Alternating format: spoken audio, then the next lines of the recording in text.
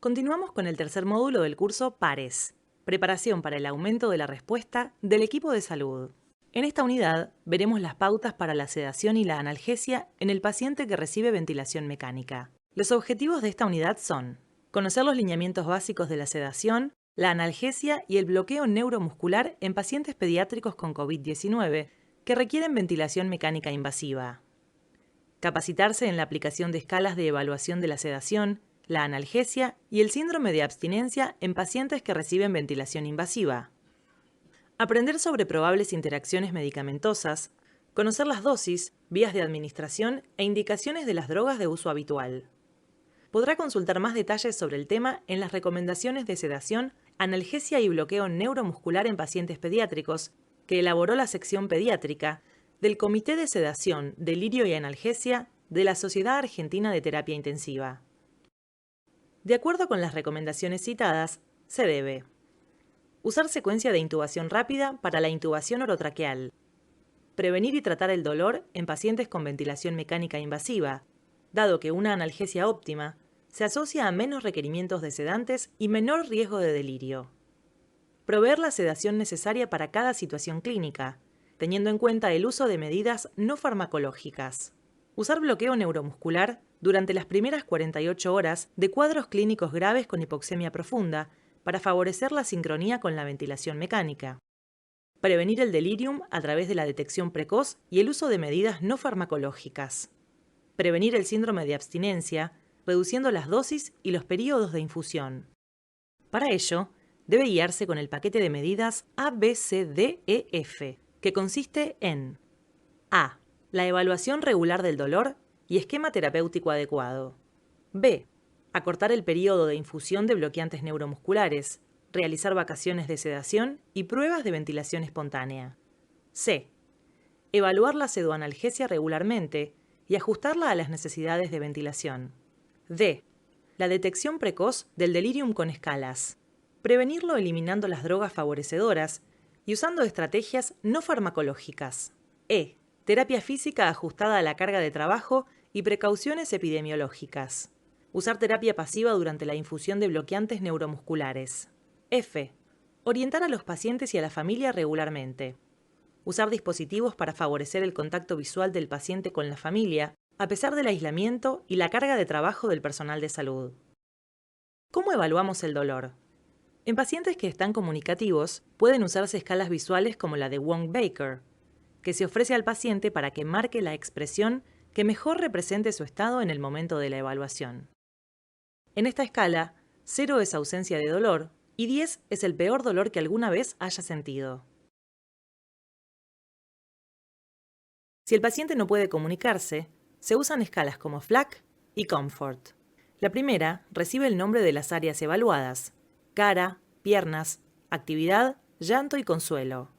Cada uno de estos dominios recibe un puntaje que va de 0 a 2, y la interpretación es similar a la previa. 0 es ausencia de dolor y 10, dolor máximo. La escala Comfort evalúa 8 dominios que reciben un puntaje de 1 a 5.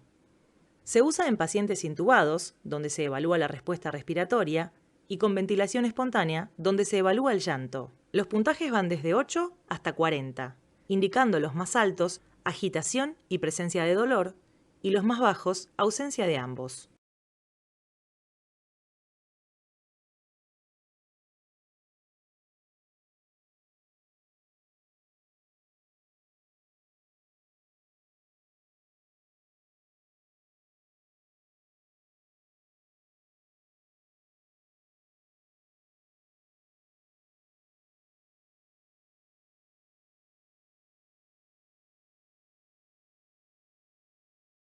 En cuanto a los agentes farmacológicos, los opioides son la base de la analgesia en la Unidad de Cuidados Intensivos Pediátricos, UCIP, a los que suelen asociarse, según intensidad y tipos de dolor, paracetamol y AINES a las dosis habituales.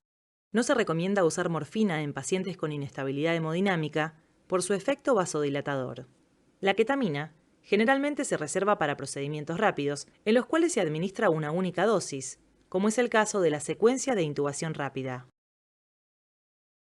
¿Cómo evaluamos el nivel de sedación de los pacientes? Usamos la escala Comfort que vimos previamente, o la escala RASS, que comentaremos brevemente porque la vimos en el módulo 2. Su nombre responde a escala de sedación y agitación de Richmond.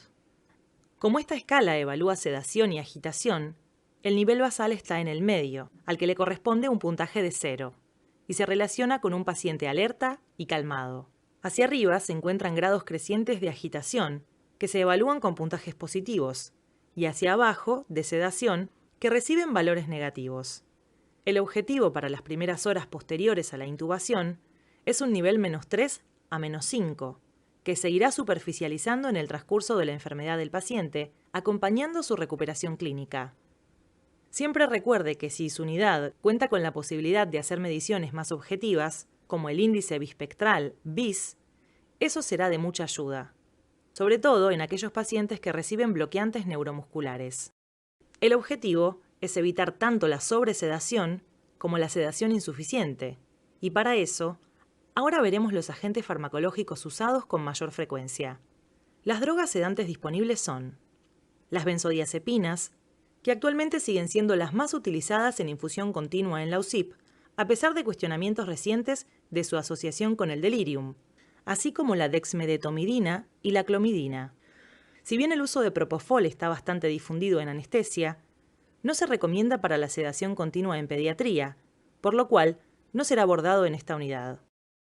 Más allá de las medidas farmacológicas, y especialmente en este contexto en el cual muchas unidades se verán sobrepasadas por la demanda, resulta importante recordar que la generación de un ambiente agradable que respete los ritmos circadianos hará que los pacientes requieran menos dosis de sedantes, con el consecuente beneficio tanto clínico como económico. Específicamente, las medidas podrían agruparse en 4 categorías: las que apuntan a minimizar los ruidos y sostener el ciclo día-noche, las que apuntan a sostener posiciones confortables y promover la movilización precoz, donde la kinesioterapia adquiere un rol fundamental, las que intentan preservar un entorno familiar y las que aportan elementos de distracción como música y videos. Cada UCIP deberá evaluar cuáles de estas medidas podrían ser implementadas. En base a lo visto en la unidad, señale la opción correcta sobre sedación y analgesia. A. En pacientes pediátricos no se recomienda usar opioides para la analgesia. B. Los objetivos de sedación se miden con escala de Finnegan. C. La implementación de medidas no farmacológicas reduce los requerimientos de sedación y analgesia. D. La droga sedante de primera elección en pediatría es la clonidina. Correcto. Medidas como reducir la exposición al ruido, conservar el ciclo día-noche y kinesioterapia motora reducen el uso de drogas sedantes y analgésicas. Ahora veremos los bloqueantes neuromusculares no despolarizantes. Si bien la succinilcolina no está contraindicada en pediatría, su uso es muy poco frecuente en la UCIP. Luego de la intubación con secuencia rápida, que se hace usando rocuronio, si el paciente requiere bloqueantes neuromusculares, se optará por becuronio, atracurio o pancuronio. Los bloqueantes neuromusculares están indicados al inicio de la ventilación mecánica, cuando no se logre llegar a los objetivos de oxigenación con ventilación de protección pulmonar. Una de las consecuencias comunes del uso extendido de opioides y benzodiazepinas es el síndrome de abstinencia, que debería detectarse precozmente y, en lo posible, evitarlo. El síndrome de abstinencia se define como el conjunto de signos y síntomas que se presentan al discontinuar o descender las dosis de opioides o benzodiazepinas. La prevalencia en la UCIP es muy variable y está principalmente asociado a infusiones prolongadas o dosis acumuladas altas con descensos rápidos o discontinuaciones abruptas. El diagnóstico es dificultoso, ya que puede confundirse con dolor mal controlado y delirium, entre otros. Las escalas para facilitar su detección en pediatría son SOS y WAT. Para prevenirlo, se recomienda usar protocolos de discontinuación lenta, con sustitución por drogas de administración oral, como metadona y lorazepam. En la escala SOS, que corresponde a Escala Observacional de Signos y Síntomas, se incluyen algunos signos autonómicos y conductuales. Cada uno de los 15 ítems de la escala vale 1 punto, y se diagnostica abstinencia con más de 4.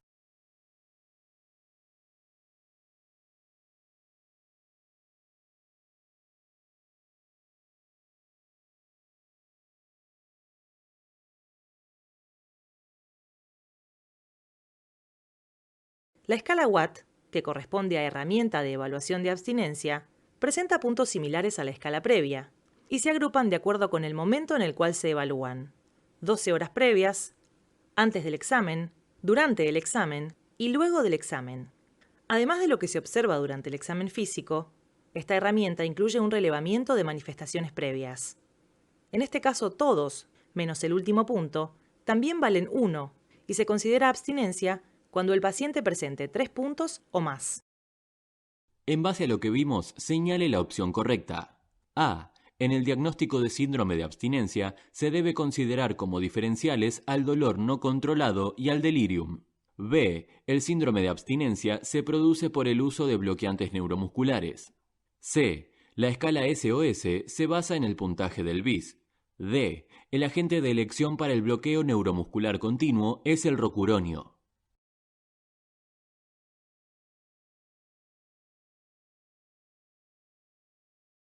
Incorrecto. Es una escala clínica que incluye signos autonómicos y conductuales.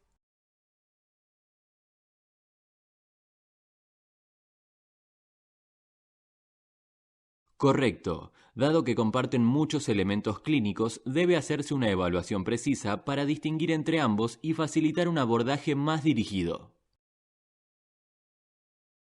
Lo invitamos a continuar con la unidad 5, reanimación cardiopulmonar.